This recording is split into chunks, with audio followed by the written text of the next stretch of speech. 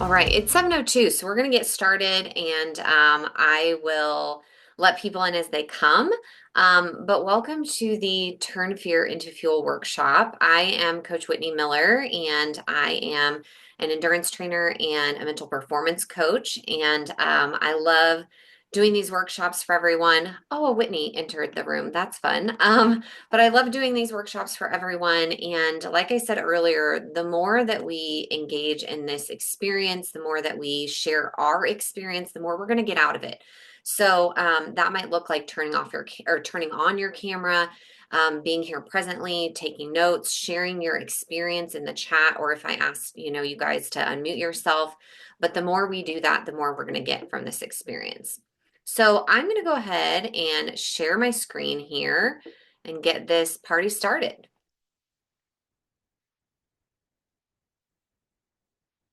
All right. Give me a thumbs up if you can see my screen. All right, perfect. Awesome. Okay, well, like I said, welcome to the Turn Fear into Fuel workshop. I'm Coach Whitney Miller, and I own Transcend Training and Performance. And I'm real excited to be here today. Maybe you've been to another workshop of mine that I've done for the Hidden Opponent. And if you have, welcome back. If you're new, welcome. We always like new people, and we always encourage everyone to participate and engage. The more we do, the more we're going to get out of it. So, my invitation to you before we start is really to just kind of open up your mind to new ways of thinking tonight. So, really, I might introduce some things that might seem challenging or different. And I'm just kind of inviting you to open up your mind and see things a little differently and kind of put on a different lens today. And just, try to see things in a new light. So, remember that today is all about the human experience. So it's about what you're experiencing, about what I'm experiencing. It's about everyone in their experience. And, it's really going to be collectively our journey together. So the more you share, the more you're going to get out of it. Um, I think that's all my beginning items before we start. If you're just joining us, grab a pen, a notebook, piece of paper. It might be helpful for the workshop. All right, so before we start, I'm going to go over kind of what we're going to talk about. So I always like to do this so that you know what you're getting into. And kind of as we go along in the workshop, like, oh, we did that part. Now we're moving on to this part. So first, we're going to talk about identifying fears. And it's just going to be a little experiential exercise. It's going to be something really short and simple, but we're going to talk about just some fears that we have. Then we're going to talk about why fear blocks us. We're going to move into fear archetypes. And then we're going to talk about how to shift fear and turn it into fuel. And then at the end, there's always Q&A, and I'll talk about ways that you can connect with me outside of this space. So that's what we're going to do. And today we're doing it all together, everybody. So that means if you're getting overwhelmed about, everything we're talking about, know that you're probably not alone. And we're going to, learn tangible steps today to turn fear into fuel. So we're going to go over a lot, but hang in there. You can do it. We'll make it to the end. And remember that anything that you have to say is valuable here. So you can put it in the chat, you can raise your hand, all of the things. Okay? All right. So let's start with our experiential exercise. So I want you to write down 3 top fears that you have in your sport and in your life. So just kind of rack your brain and kind of think about, what's been kind of bugging you recently or keeping you fearful recently in your sport and in your life. And I want you just to write those down. And then I want you to kind of write down too how those fears affect you. So, how do they affect what you're experiencing in your sport and life? So, we'll take a couple minutes here. We'll write down 3 fears and then how they affect us in our sport, training, and life.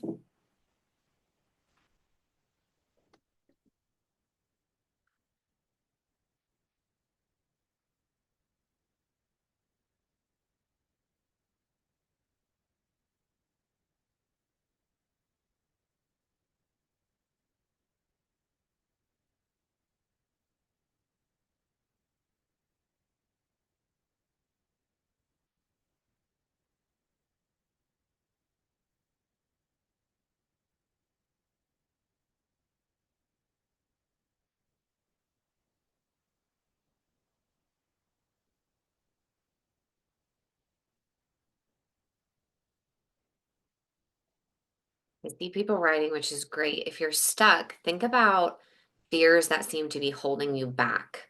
That might be helpful. So maybe fear of getting, that position you've always wanted in your sport, or fear of not being good enough, things like that. Those are pretty common fears that sometimes people share in this workshop.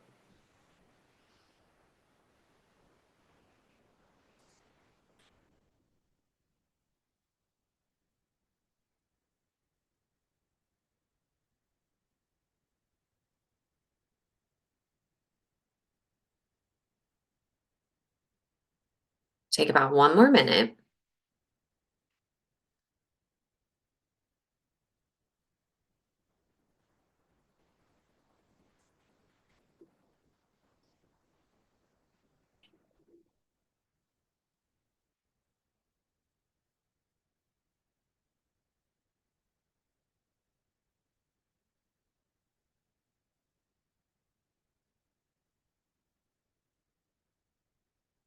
Okay, go ahead and finish up.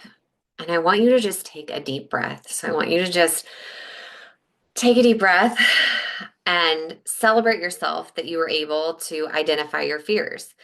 That is kind of the most important part, but sometimes it's the most challenging.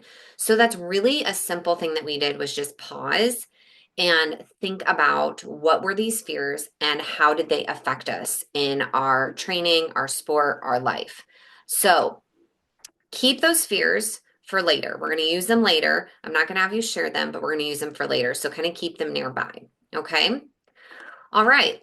So this is a quote that I love, and it is what I want us to hold for this intention of this workshop. So this quote is by Dina Castor, and she says, "Seep yourself in belief." So I want to remind you that throughout this experience tonight, that everything that you tell your brain, it either multiplies an illusion or it extends the truth. So I want you to be really conscious of those things. And I want you to seep yourself in the truth, in the belief that you can overcome your fears. You can turn your fears into fuel. So that's going to be our intention for today. And I always like to set an intention so that we have kind of a focus for what we're going to learn. So we'll come back to this at the end of our workshop and just kind of touch base on it again. But I want you to kind of keep that in the back of your mind. All right, here's the nitty gritty. Why does fear block our greatness? Well, fear blocks us from being our best selves, but why? Like what are the reasons that it blocks us? So the first reason is we believe nothing is on the opposite side of fear. So we feel like fear is it, like it's final, end of story. We're dying at the fear finish line, okay? So, this is really where our brain likes to kind of stop and stay in that fight or flight. When we're in fight or flight, it's really hard to make logical, clear, calm decisions because we're in survival. So, when we believe nothing is on the opposite side of fear, we stay stuck in that. Okay, so that's the first reason. The next reason is we are unwilling to be vulnerable. So we don't want to ask for support. We don't want to share that we're struggling. We don't want to ask for support of our peers or our coaches or, maybe our parents. So we're afraid to show our true selves to get the support for our fears. And then lastly, we believe we aren't worthy of what we want. So we're not worthy of the goal, the accomplishment, the success in our sport, relationships, support, love, etc. You name it. So when we think about not being worthy, we're fearful that we're not enough, right? Enough for that thing that we want. Okay. The other thing that I want to say about fear, that's not on a slide, but I want to kind of touch on it, is that fear can interpret processes in our brain interrupt processes in our brain that allows us to regulate emotions, read nonverbal cues and other information presented to us, reflect before acting, and act ethically. So it really blocks these common sense kind of modalities that we have in our brain, and this impacts our thinking and decision making in negative ways. It leaves us susceptible to intense emotions and impulsive reactions. So when we're stuck in that fear, it really messes with how we make decisions, how we interpret what's going on, and it impacts how we think. So these are really clear, valid reasons why fear blocks our greatness. So I want you right now to maybe type in the chat or jot down in your notebook. Either one is great. But I want you to say kind of a comment to which one you connect with the most. So are you kind of in a space where you think fear is like the end all be all, and when you're in it, there's no way of getting out of it? Are you unwilling to be vulnerable? Is that a challenge for you? Or are you kind of in that space of like not believing that you're worthy for the things you want? And these are all pretty vulnerable things to say. So if you're kind of like, ooh, I don't know, maybe jot it down in your notebook. You don't have to put in the chat, but if you are brave enough to put in the chat, then we can kind of have a discussion point here and kind of chat a little bit about it.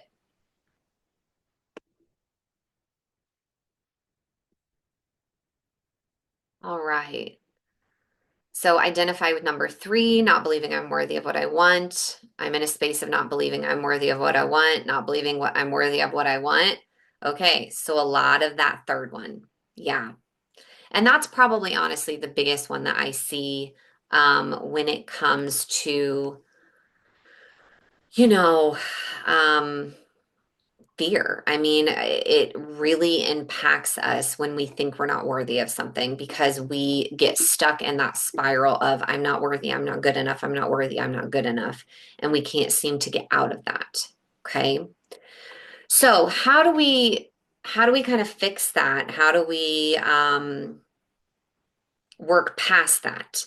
Well, today I'm going to give you some very small but substantial, legit steps that you can use in order to get out of fear and turn it into fuel.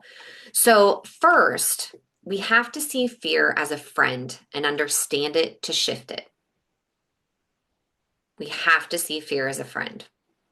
Now, I know what you're thinking. What? Like, no way. Like, I love this little meme. How do I do that? Like, how do I see fear as a friend? Like, fear is scary. It's kind of against me. Like, I feel like I am stuck when I'm in fear. I feel like I have anxiety when I'm in fear.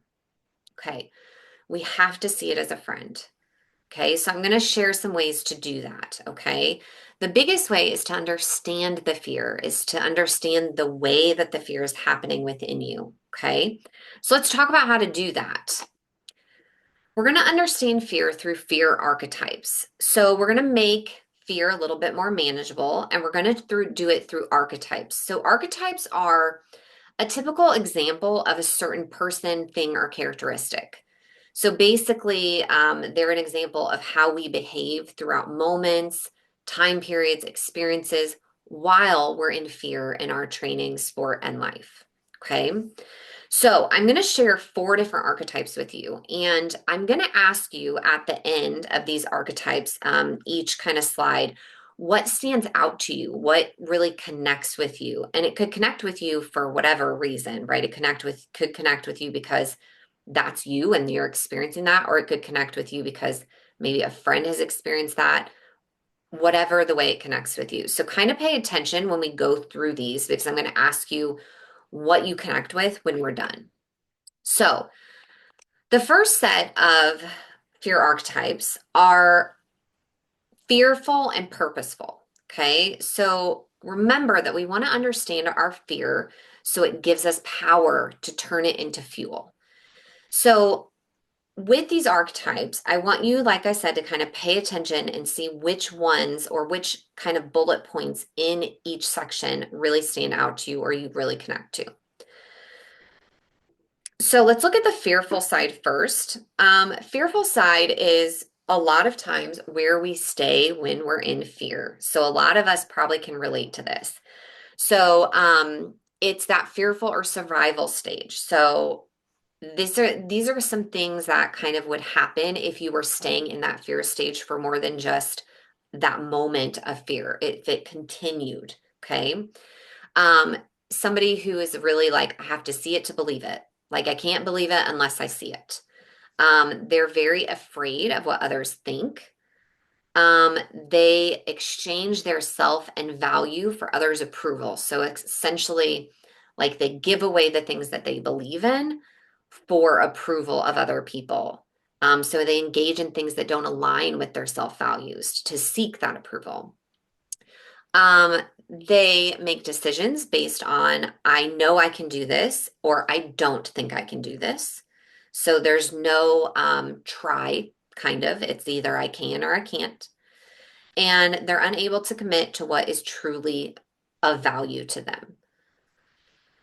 So this is that fearful side. And this is where, like, it's not just the moment of fear, but it's the extended time that we're in fear. Okay. The opposite of this is the purposeful side.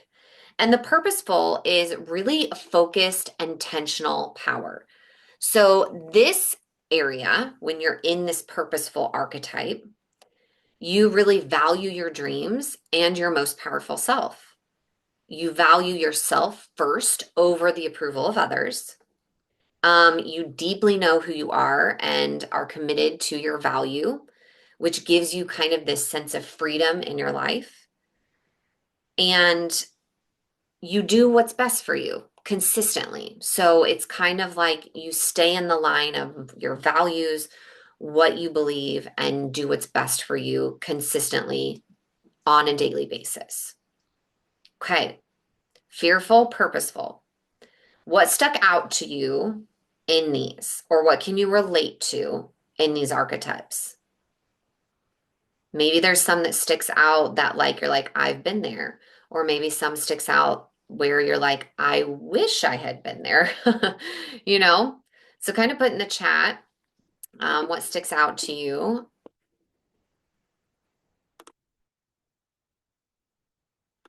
or what you resonate with. Afraid of what others think. Yeah, that's definitely a big one. A big one when we're sitting in that fearful archetype. I make decisions based on either I can or I can't. Yeah, that's a big one. So there's kind of no area where you can kind of see like there might be the possibility that I could. Afraid of what others think, especially in my sport, but committed to standing up for what I believe in, especially when it comes to working with my patients. Okay. So a little bit of both. I feel like I rotate between a few of these things. Yep. Wants approval, but also committed to standing up for my beliefs. Yeah. So you can be in between these and you can kind of bounce back and forth. Oh, I have to see it to believe it. Okay. So notice that we're not, maybe always in the fearful archetype, but when we're in that fearful archetype more than just for a moment or for a couple moments or for, 5 minutes, then all these things start to become what we believe, which then becomes our identity. So it's really challenging and detrimental to kind of stay in this fearful archetype because then you take these things on as beliefs. And then that's how you behave in the world and how you experience the world. Okay. All right. So that's the first two. Let's go on to the second two. So these I know people are going to relate to because these are ones that are talked about often, at least victim is. So there's victim and warrior. Okay. So victim is they're ruled by fear. So fear drives every decision and they like to drag everyone into fear with them. So they like to kind of make everyone else fearful too. So if you've ever been around somebody who like they're fearful and then they kind of like outwardly extend that fear and then kind of everyone around them becomes fearful. Yeah. Okay. So that is victimhood. They're focused on disaster. They have no support because they won't ask for it. They believe that life is happening to them versus for them. They are in that compare and despair in the past. So it's always, well, I used to be able to do this and I can't do this now. So that compare and despair. And then they believe that they have zero control and won't take responsibility because they feel like the world is happening to them. So they feel like they're out of any area that they can control in their life. Okay. So that's really when we're sitting in victimhood, that's really where we're at. And we're just ruled by fear in every decision we make. The opposite is warrior. So, warrior is committed even when it's hard, right? So, they're committed to their dreams. They'll fight for what they want no matter what, no matter if there is fear. They have a high tolerance for risk and they stand for it in their life and what they do in their life. They take chances to try new things. Um, they believe in their dreams and visions no matter what. They like to protect their values, their dreams and visions, and they choose to take part in events, relationships, actions, etc., that are in alignment. Okay. So they are choosing every day to be committed to being in their most powerful self, even if it's challenging, even if it's hard. Okay. All right. What do we relate to on these two? Are there things we wish we were? Are there things we, are like, yep, I am doing that right now? Go ahead and put it in the chat or jot it down in your journal if you have, a notebook.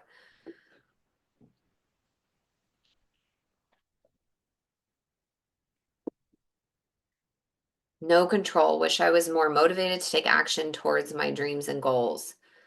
Choosing to partake in events that are focused on vision and dreams. Committed to their dreams and believes in their dreams no matter what. I love that. So a lot of warrior mentality here, which is I love, mixed with some, of the victim, which like we said, fear is kind of you can kind of go in and out of fear, right?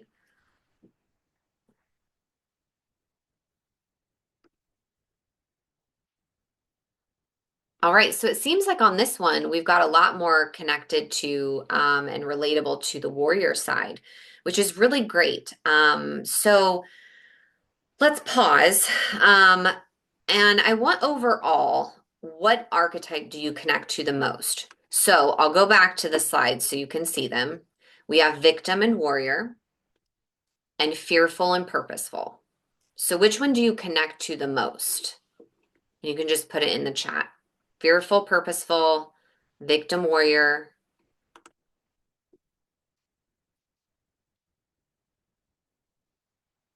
Fearful, okay, warrior.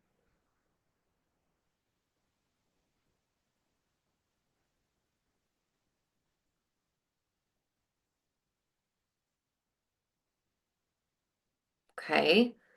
What archetype do you dream of being? Purposeful, warrior.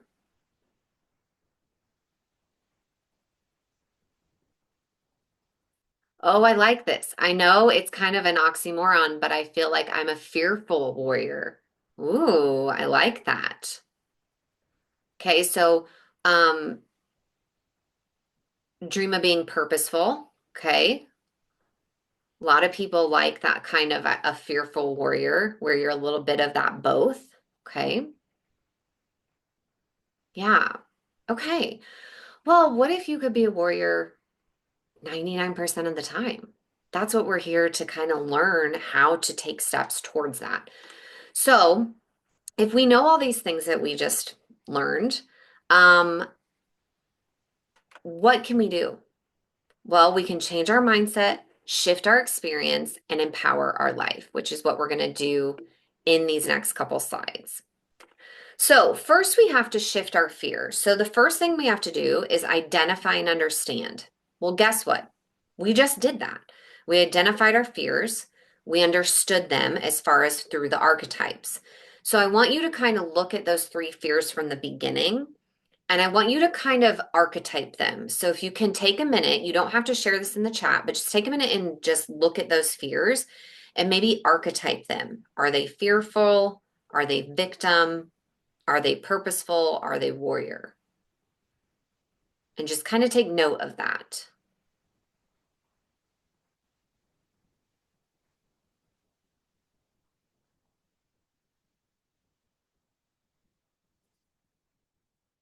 Okay. So we identify, we understand. Now we're going to build our evidence bank. Okay. So remember, I said earlier, every thought you have either multiplies the lie, right, or extends the truth. So we're going to build an evidence bank towards the truth. So, how do we do that? Well, we talk about what fears we've overcome in the past. So I want you right now to over kind of like in your side of your brain, kind of go back in time and think about fears you've overcome in the past. So maybe fears in your sport, maybe fears in your life, but think about some fears you've overcome in the past. Okay. And then how did you do it? What was the outcome? And I want you to get really specific. So you could jot this down if you want. But what were your emotions when you overcame the fear? What were the sensations in your body? What was the accomplishment? What strategies did you use? What coping skills were used? What was the support that was gathered? So, what was kind of your system for getting over that fear or overcoming that fear? This is building our evidence bank. So right now we're taking time to like jot those things down, right? But in your mind, when you're in fear, this can become really like second nature if you practice. So a great example is, you're in a game and there's a fearful moment and you immediately want to shift your fear. The first thing you do is think about, what have I overcome in the past that was fearful? Think about one thing and then think about, okay, how did I do that? Can I do that here? So it seems like a pretty simple, like boom, boom, boom, step by step, process, but it takes practice. So this is a practice kind of thing. It's not just a do it once and then you know how to do it. Okay. But, right now you can kind of start with writing these things down or taking time to type it in your phone, if you're out and about. But after you do that a couple times, it becomes second nature and then you can shift fear pretty quickly. Okay. So we identified, we understood, we build our evidence bank, then we create more options. So remember earlier I said that when we're in fear, our brain is in fight or flight. So all it can think about is survival. And your brain doesn't know the difference between a lion running at you and you being worried about failing a test. Okay. Your brain thinks those are the same thing. So when you're in fight or flight, all you can think about is surviving. So doing those just basic things to survive. Well, we have to get out of that. We have to get into a space where we can think more logically, right? And we can get to that space where we can come up with better options for ourselves, not just that one kind of belief of I'm going to fail this test or I'm going to whatever the thing is that we're afraid of. So we have to create more options. So when we do that, a good way to start with that is to ask yourself, what is the positive intention of this experience or belief or thought? So here's an example. A positive or a example of kind of something that I just kind of thought of for this question is maybe taking a nap versus doing your homework. Okay? Like what would be the positive intention of that? Well, probably some rest, maybe some comfort because you've had a long day or you're exhausted. Um, Maybe to regulate your nervous system, which maybe is heightened because your day, has been back to back to back. So even though the behavior seems, quote, bad or not good, the intention of it is always positive. Okay, so that's the first question you can ask yourself. The next one you can ask is, what else might be true? This is a really good one to get out of fear. What else might be true? Remember, we want to extend the truth, not multiply the illusion. And then the last one is, what can I source from my past to help empower me? So this kind of goes back to What have you overcome in your past? And how has it empowered you? How can you use it now? How can you use that power now? Okay. So I want you to put in the chat, which question do you feel like you would use the most in a fearful moment to shift fear? Would you use what is the positive intention of this experience, belief, thought? Would you use what else might be true? Or what can I source from my past to help empower me? Maybe you might use all of them. I don't know. But put in the chat what you kind of are drawn to the most. What else might be true? Positive intention. What else might be true? What else might be true? Ooh, that's a good one. Positive intention. And what else might be true? What else might be true? Okay. So it sounds like that one's a pretty big winner, which is good. I'm glad that resonated. What can I source from my past? Okay. So some really good concrete questions to ask yourself to get yourself in more of a logical state of mind, a more clear state of mind, a more calm state of mind. Okay. The other thing that I want to talk about here is simply breathing.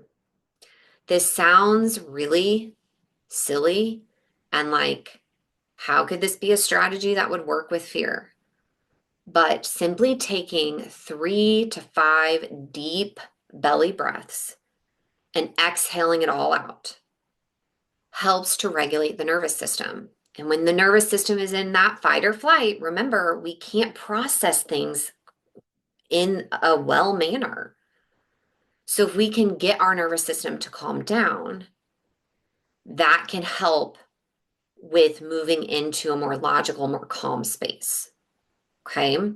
So that's kind of a somatic thing you can do. And there's a lot of other like physical things you can do, but the simple one is taking 3 to 5 really deep breaths. Okay. All right. So we identified fear.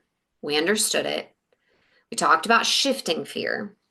Then once we shift fear, that fear turns into fuel.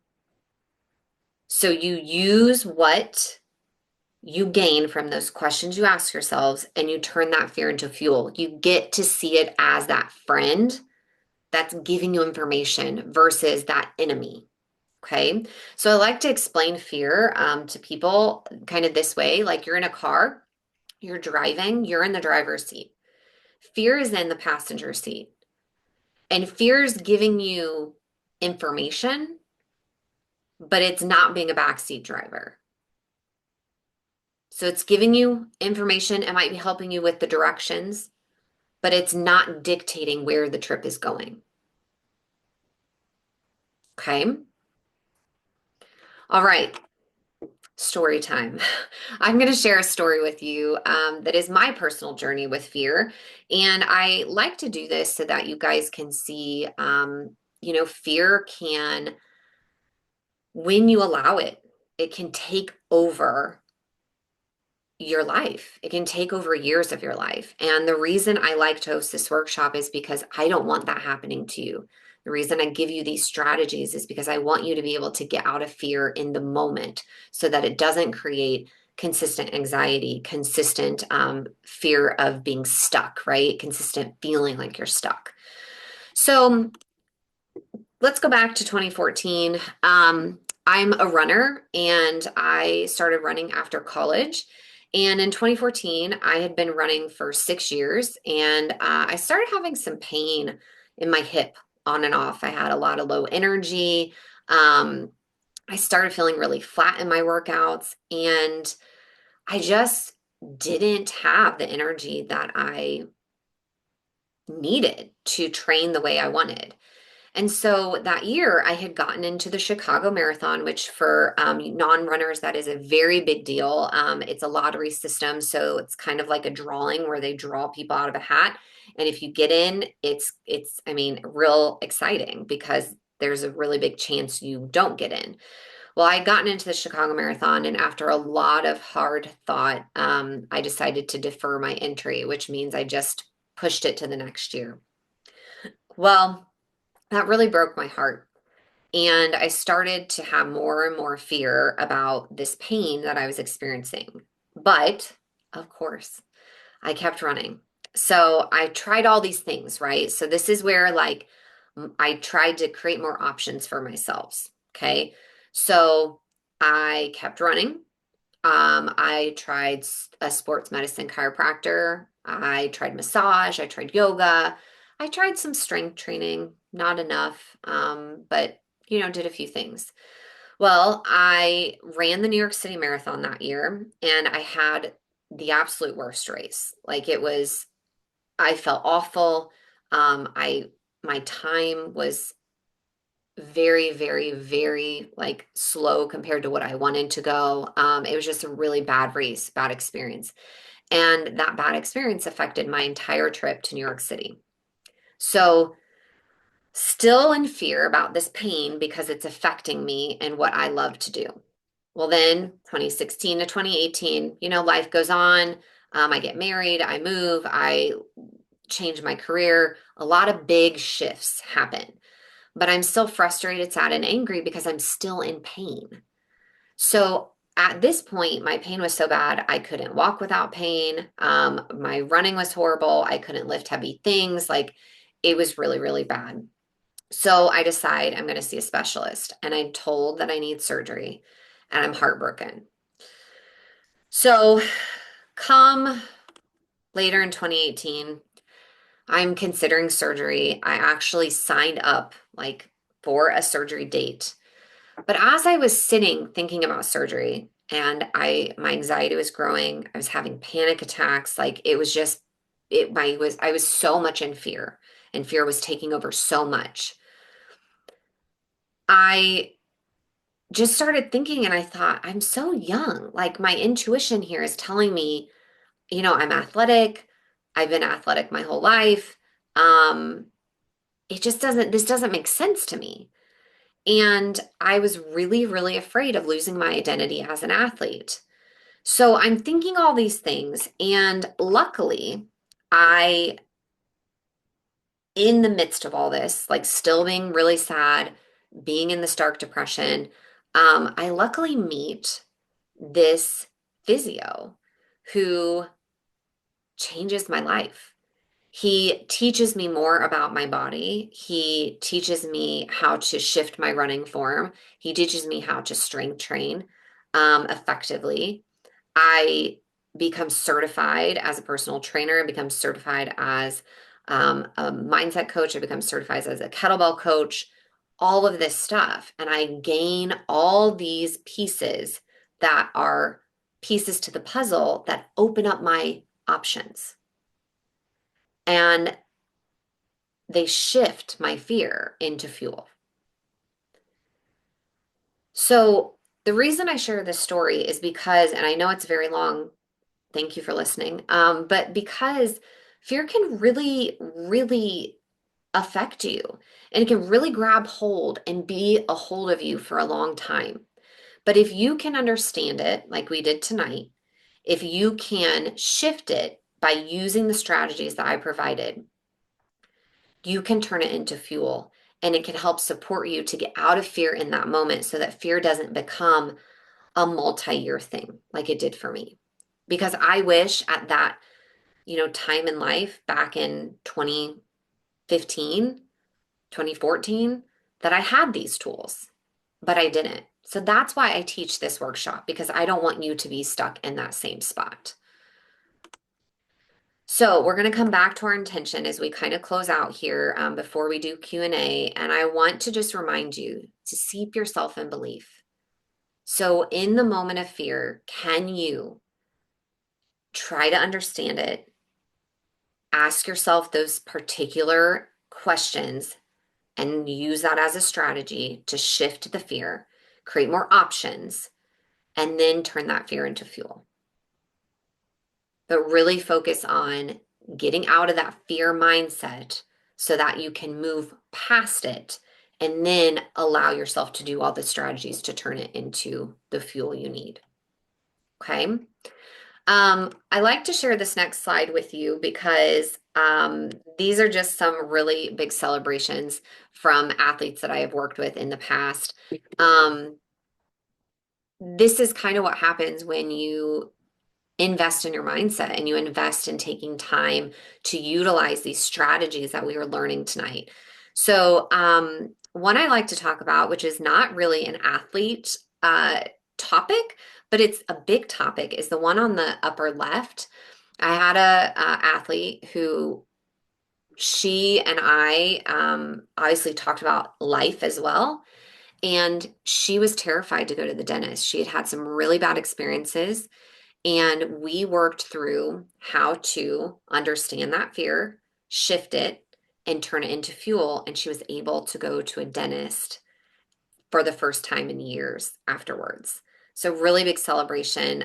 There's some other things like speaking your truth and standing for it, finding answers within yourself, feeling empowered, shifting perspective to get out of fear and increase self worth and vocalize it in your life and in your sport, being proud of your accomplishments when things are hard and you're scared to do them. So, out of these kind of celebrations, is there anything you can relate to? Or out of even my story, is there anything you can relate to?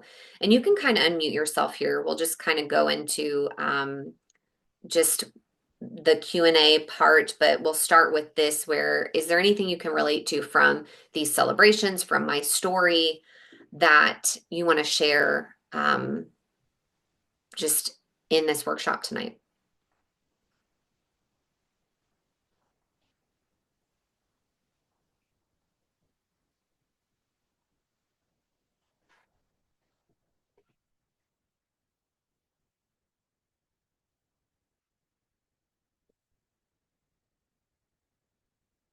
Can anyone relate to the injury piece?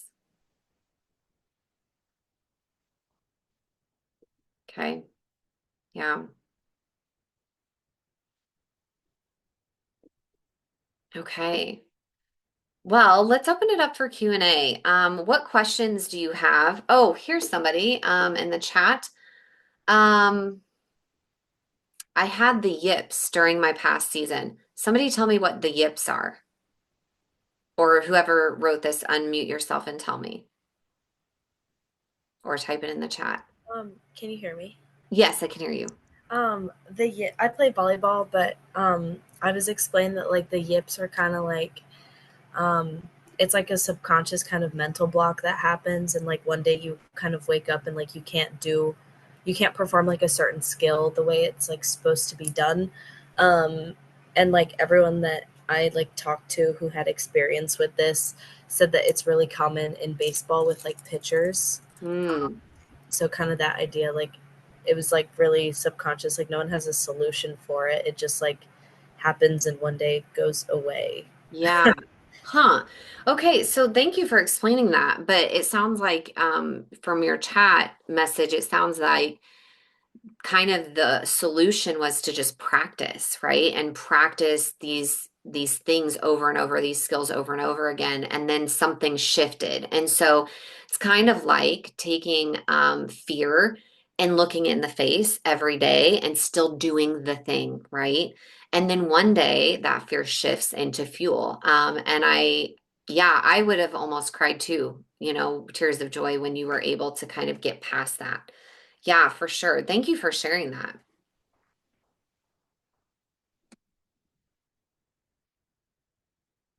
Anyone else want to share any Q&A here? I'm happy to answer any questions. I hope that I did answer any questions that were on the spreadsheet. I tried to answer them throughout my workshop, but if I didn't answer them specifically or clearly enough, please let me know, and I'm happy to revisit them.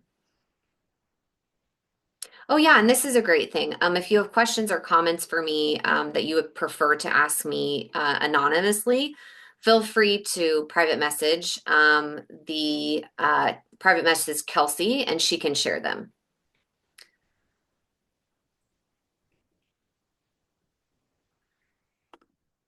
Okay, so Atlee says I just dealt with that. So the yips in motorsports, and I was struggling with my starts and restarts, and was only honestly 95% mental. Yeah. What were some things, Atlee, that you did to get through that?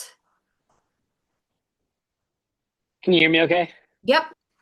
Okay, so the main things that I kind of felt was one side of it was obviously going out and practicing that, and but the other side of it was just taking the time to not, because the more I was kind of repetitive with it, or I would keep going out and practicing it, I would get in my head and I'm like, I did it good this time, but what if I fail that next time? So the main thing I just kind of found was just taking breaks in between practicing those skills and reflecting on how I had done previously. Gotcha. Okay. So some pause and reflection. I like that. And that could be really helpful when you're in fear too, is like that pause and just some reflection, which essentially is kind of what these strategies are, right? Are some reflection into what you're experiencing. Thank you for sharing that. The other thing that I would like to say here is that when things happen to us, we're in a slump or we're having the yips or something, is going on. It's real important that we don't make meaning of what is happening. So we see it as something that's happening, but we don't make it mean that we're never going to get back there, or, I'm a bad athlete, or I'm letting my team down. These things that we kind of create in our minds. The more we can step away from making meaning of it, the more, the less control it has over us. So that's another kind of strategy, is to catch yourself when you're making meaning of things and kind of remind yourself like, this is just something that's happening. Okay. Taylor says, I often fear things that are out of my control, so it helps to remind myself of the things I can control. Yes, that's another great strategy for fear. Yeah. Okay. So here's a question. How would you deal with fear in a testing situation, specifically like oral recommendations or practicals? My brain always seems to freeze, especially if I get a certain professor as my proctor. Yeah, that especially like oral, recommendations and practicals, that is tough. I would say there's two things I would recommend. There's something pre and during. The pre is something called emotional freedom technique. I want you to Google that. You can also head over to the tappingsolutions.com. I believe it's .com and not .org, or just Google the tapping solutions.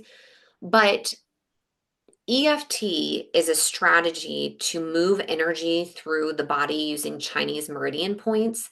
And you essentially tap in different areas of your body, and it releases the energy that is kind of stuck, and it brings in the energy you want. So it's tapping different places in your body while saying repeated phrases. And the tapping solutions can teach you how to do that. I can teach you how to do that too, if you want to reach out to me. But that's something I would recommend for before, to kind of release all that energy that you're feeling of like, I can't do this. My brain is going to freeze, all of that. And to call in the energy of calm, clear, just peaceful energy that you need. And then during, the biggest thing I can tell you is to focus on breathing, and focus on those deep breaths to kind of bring that nervous system back down to its baseline. And that seems so simple, but if you can focus on it, it really can change how your brain tends to think through things when you're feeling fearful in a situation like that. Great question. Anybody else?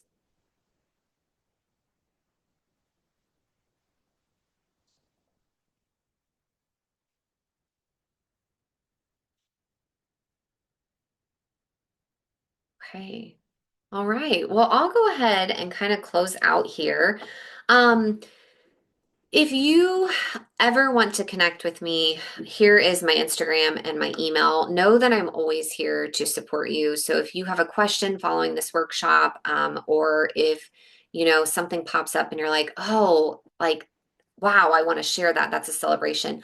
Always know you can reach out to me on Instagram or on my email, and I'm here to support you. So, thank you so much for being here tonight. It was an honor to do this workshop for you. And Kelsey, do you have anything before we close out? No, I don't think so. Thank you so much. This was so great. And we're really glad that we could find the time to do this workshop. So at such a busy time of the school year and Yes. just in general. So thank you for putting this together for us. Yeah, you're welcome. Well, thank you, everyone. It was great to see everyone tonight, and I will see you next time. All right. Have a great night, everybody.